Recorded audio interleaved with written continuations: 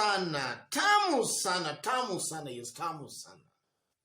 Yesterday, Oka principals were in Kakamega for their campaigns.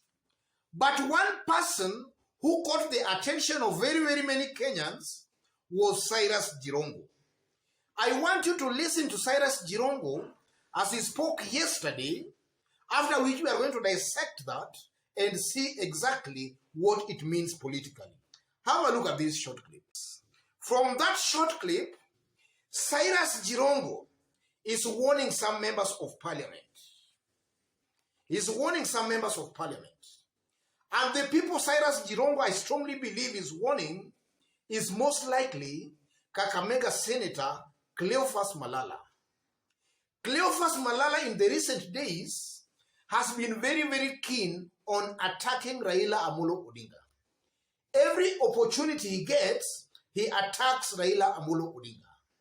So yesterday also, looking at the kind of speeches these people were giving as they were touring Kakamega, Cleophas Malala, Musalia Mudavadi, and Moses Masika Wetangula, they were largely talking as if they were attacking Raila Amolo Odinga.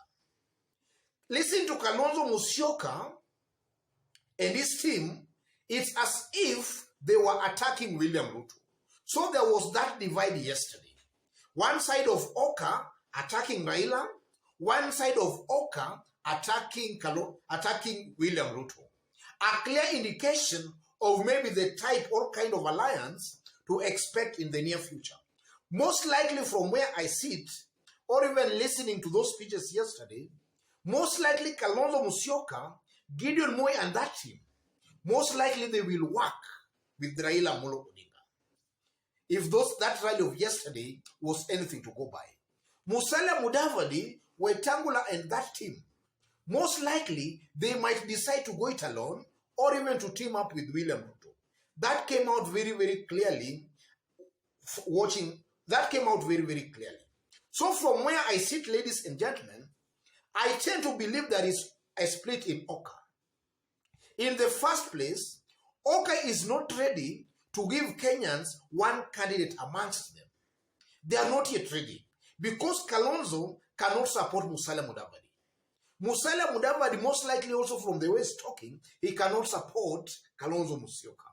And Oka largely is a Kalonzo idea. We have been told that actually it was Kalonzo who came up with the idea. So there is no way, if there is to be one candidate to be nominated by Oka, then that candidate is none other than Kalonzo Musyoka. But I know Musalia Mudavadi will not buy that idea. So most definitely, Oka will not be able to produce one presidential candidate. So we might find Kalonzo going Raila way, Musalia Mudavadi deciding to go it alone or to join William Ruto. So there you are seeing Jirongo warning some members of parliament. Jirongo is a seasoned politician. And Jirongo, in this case, ladies and gentlemen, I strongly believe he was talking that way as a result of some influence from Kanu, or as a result of some influence from Gideon Moi. Gideon Moi, from behind the scenes, is a well-known fact, or rather is a well-known thing, that Gideon Moi most likely will go with Raila Amolo Odinga because Gideon Moi, he cannot go against the side that Uhuru Kenyatta supports. So most likely in this case, it seems to appear Gideon Moi is going the Raila way. Kalonzo Musyoka is still on the way going to Raila's way. It seems to be very, very clear. And so Cyrus Jirongo was speaking the way he spoke yesterday because of maybe Kanu influence or Gideon Moi influence. And I'm also saying that because largely, this is in my considered opinion, I tend to believe that the inclusion of Cyrus Jirongo into Oka was also largely influenced by Kanu and Gideon Moi. I think it was largely influenced by Kanu and Gideon Moi. And also when Gideon Moi was launching his Kanu presidential bid, the way Cyrus Jirongo spoke in a way you could just see for yourself that he was campaigning for Gideon Moi. He spoke very well and even made it clear that it's only Gideon Moi who can bring people together. So he was talking as if he was campaigning for Gideon Moi. So another thing that also came out clearly from that rally yesterday is that some leaders from Western are still very naive as far as the Muleme politics is concerned. Jirongo is a seasoned politician. Jirongo, at the back of his mind, he knows that it will come a time when some of these Western leaders will go to Raila and beg for his support. Maybe after 2022. Because largely as Raila will be exiting the political stage, I tend to believe that the person who will benefit most is a senior leader from the Mulembe nation, or rather a leader from Western.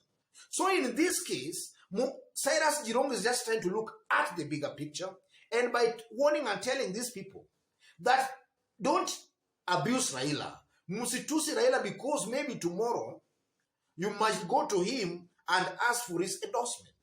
And that endorsement, according to me, I tend to believe Cyrus Jirongo has already looked at the bigger picture.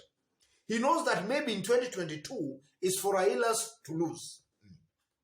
If anything, Cyrus Jirongo knows at the back of his mind that 2022 is already a done deal. If Raila appears to have the highest chance of winning 2022.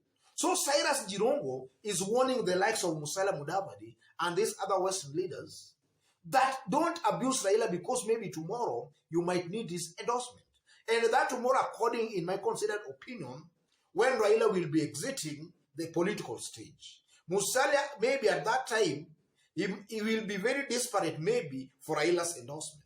So that's what maybe Cyrus Jirongo was just trying to pass across. And that rally also largely just exposed some other very interesting things. It really exposed very interesting things. That some of these Oka politicians, they are actually not serious about contesting for the presidency. They are not serious at all. But actually their main mission is maybe to spoil some votes for Raila Amolo Odinga. Listening to the likes of Malala speaking yesterday, and even Wetangula and even Mudavadi, proved it beyond any reasonable doubt to me that these people are not serious about winning the presidency. But they are just in the race to act as spoilers. Because largely again, if you look at Musalia Mudavadi's political journey, since 2002, Musalia Mudavadi seems to be suffering a disease I always define this YouTube channel as a last-minute ditch mistake. If it's with Raila in this election, next election is not with Raila. In 2002, it was widely rumored that Raila wanted to support Musalia Mudavadi. But nonetheless, Musalia Mudavadi made a turn, went back to Kanu. In 2007, Raila cleaned him up and actually he rose again. 2013 was not with Raila. 2017 is with Raila. So 2022, if that circle is to continue uninterrupted, then most likely Musalia Mudavadi will not be with Raila Odinga. So Raila's political strategists and campaigners, they should not factor in Musalia Mudavadi as part and parcel of them. They should do their things as if they don't have Musalia Mudavadi. Because Musalia Mudavadi, as of now, or rather today, comes out to be very, very indecisive that he doesn't know whether to contest or rather to go it alone. He doesn't know whether to join hands with Raila Odinga. He doesn't even know whether to join hands with William Ruto. That comes out very, very clearly. Musalia is very, very much undecided. And then also Kalonzo speaking, I felt that Kalonzo has some personal beef to square with William Ruto. Because every time Kalonzo speaks again, he is very consistent on this thing of corruption. Very, very consistent on that. So that also just proves that as things stand today, Kalonzo most likely might not be in some private negotiations with William Ruto, but he might be in some private negotiations with Raila Odinga. And something like that we did in our yesterday's video where we analyzed what is happening behind the scenes. So, ladies and gentlemen, having said all that, I tend to believe